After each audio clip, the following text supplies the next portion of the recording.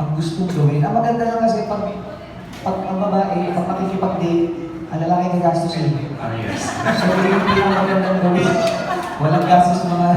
Pero may iba, gumagastos kasi babae, di ba? O minsan ate. Di ba usually pag date, minsan ate pa pag medyo ako sa budget eh. Pero karamihan na gumagastos yung lalaki. So, ang sarap maging babae. Pag siya kasi, hindi sila.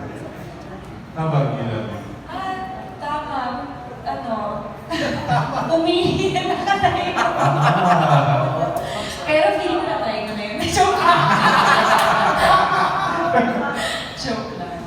Maybe. Hindi, ano ba ba? Yung, parang yung maglakad lang around na topless. Nagawa ko din naman na yun.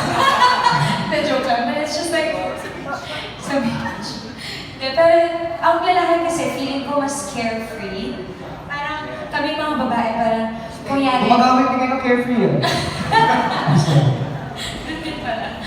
Simple lang, like, kunyari, may shooting kami. Ang call time namin, 2 hours earlier, ang kaysa sa lalaki. Kasi buhok, mag-makeup pa, ang daming kailangan isipin. Ang lalaki, maayos na ang buhok, fresh na, ready na. So parang siguro yun yung isa sa mga bagay na gusto kong mag-try.